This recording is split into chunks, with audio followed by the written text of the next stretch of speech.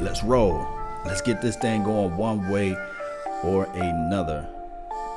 Appreciate everyone. Thank you all for tuning in. It's always a pleasure, always a plus speaking to you guys each and every day. Good morning, good afternoon, and good evening.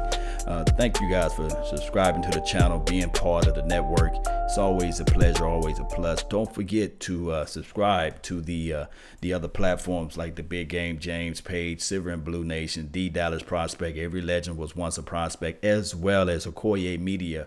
You guys should see his page out there on Facebook. I really want you guys to reach out and subscribe. That's how we can grow this thing. Everybody must work together in order to people that we have in our corners is remarkable. We got some extreme, I'm talking about extreme, exciting news coming around the corner. But I just want to be able to talk to you guys, just talk to you guys for a quick second here about the Terrance Williams.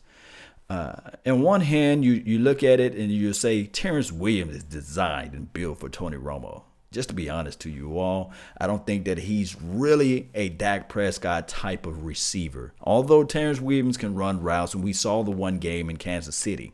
But to me, personally, I think that Terrance Williams need a guy like Tony Romo, or needs a quarterback who can find him out in space, because after the play is broken down, that's where Terrance Williams eat, you know. And I think the way that Dak Prescott plays, when the plays start to break down, he looks for the run opposed to the pass. And now, granted, I'm not trying to silly or denigrate Dak as it relates to quarterback play. It's just that sometimes things are designed to be with certain things. And I think, just to me, that I think that Terrance Williams is just not a Dak Prescott type of receiver. Now, can they make things work? Yes.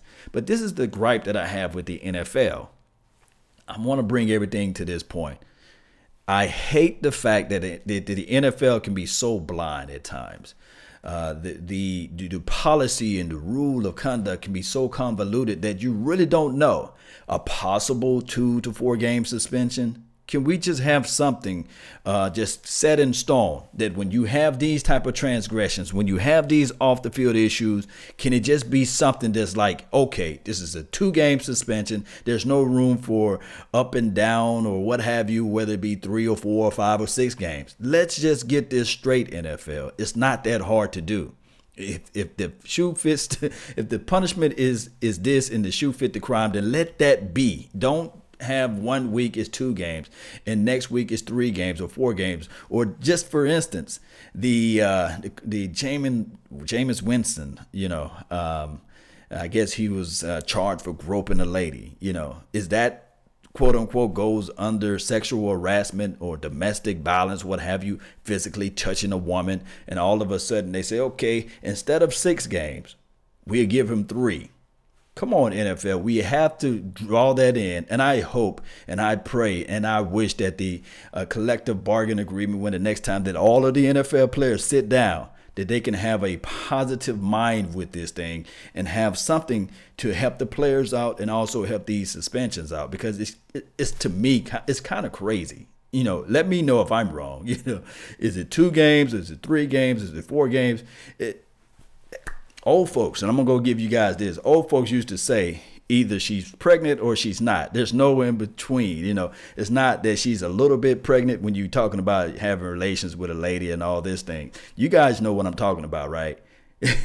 Either she's pregnant or not. You know, you can't have a she's a little bit pregnant or she's halfway pregnant. So the NFL need to have those type of rulings in place. Either it's going to be 2 games or it's going to be 4. Because what this does now, I guess in certain factors, from a defensive-minded person like I am, it can throw all type of hiccups to the next following opponents, because now they're going to have to say, do we prepare ourselves for Terrance Williams? Do we look at his scouting tape, or do we look at the other guys that they brought in, like the Bryce Butlers of the world, right? And the other wide receivers, the Allen Hearns and the Deontay Thompsons. Do we more prepare for those guys versus the Terrance Williams? Because you got to look at the scouting tape, you got to look at the report out there on those players. And if you don't do that, then you can find yourself always trying to figure out who you're going to cover. And then also for the offensive side of things, the Dallas Cowboys. Do we then in point give Terrance Williams the reps, or we just say, okay, we're going to put you on the bench until the NFL decide whether it's going to be 2 games or 3 games or 4 games? So the NFL need to really bring home to this. Now, moving on from Terrance Williams on this thing, just let me know, guys, what are your thoughts? What are your opinions of Terrance Williams? Do you guys see? Because right now, cutting him will not save anything. It will hurt us more than help us if we decide to cut him. So it's best to right now to hold on to that asset. And like I said, when you're selling stocks, there's only 3 moves you can make. Either you can sell, or you can buy, or stay put. So at this point, the market is downward right now on Terrance Williams, but just stay put, because we just never know. A lot of things can happen within these 16 weeks. And especially, the football is a long grinder, and you want somebody out there with some experience. So I think that what T will be able to bring down the line. So that's why you still hold on to him, because you're not losing any money anyway.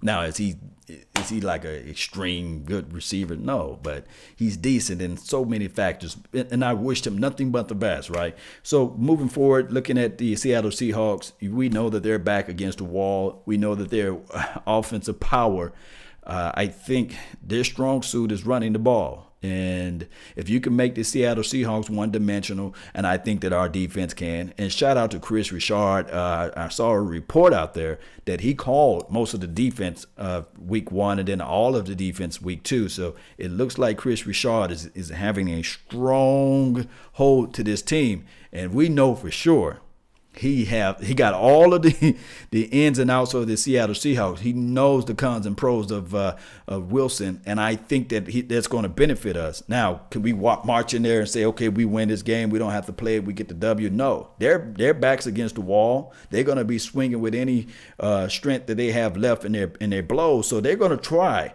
to first and foremost score first. So look for them to attack the DBs. And I'm talking about these DBs because they going to have to get their hands on the ball. Although I believe in Chidobe Awuzie, I believe in him, and I believe in the Byron Jones of the world, who also get the quote-unquote for these last 2 games, lockdown corner. Shout out to B Jones, man, for being the lockdown corner. Like I always predicted, that length, that strength, that range that he has, that is special.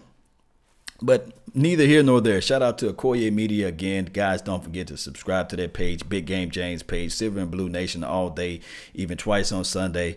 Don't forget to share this content as well. And tell a friend or a foe or a loved one, anyone, about Law Nations as well, as we begin to push a little bit further on down through this week. Let me know of your score prediction. Let me also know of what you think what we should do with T. Williams, as well as Jordan Lewis. I think that they have him as trade bait out there now, And also, if we so happen to win this game, which I predicted and I declare and decree that we are going to win this game.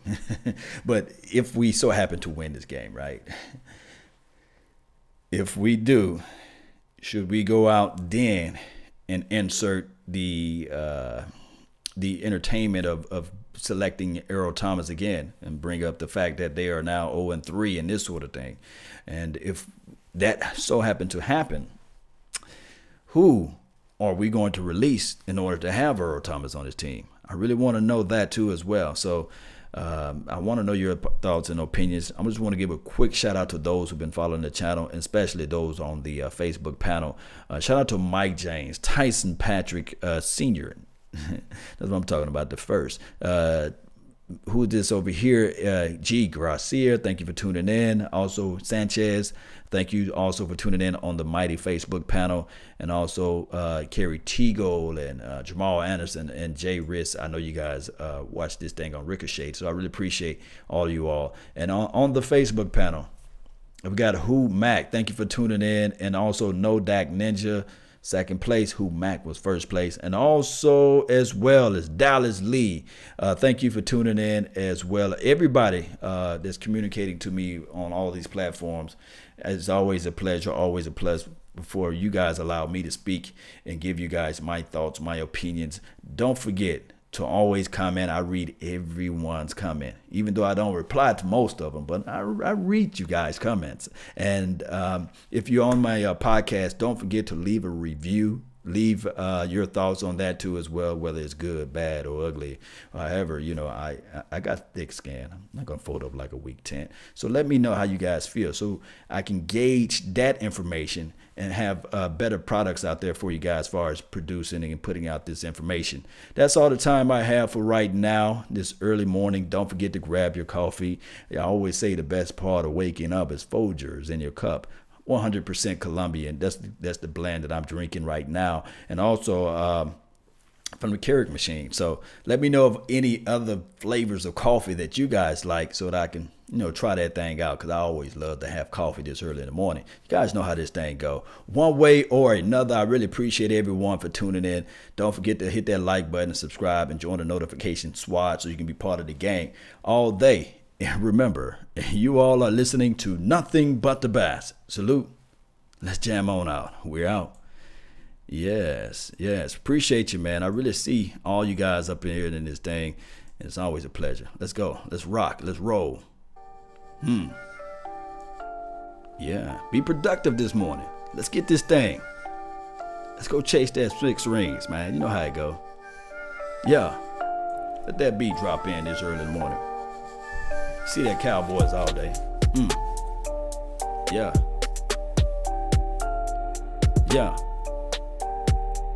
See y'all out there, man. Let's get this W, man. Chris Richard all day. That boy's having his defense grump, man. Yeah.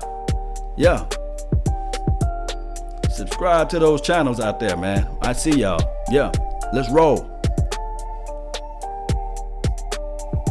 Bow tie all day, right?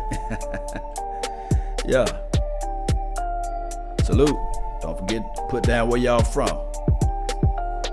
Sip City, Sip Town. That's what I'm talking about. Yeah, the Delta.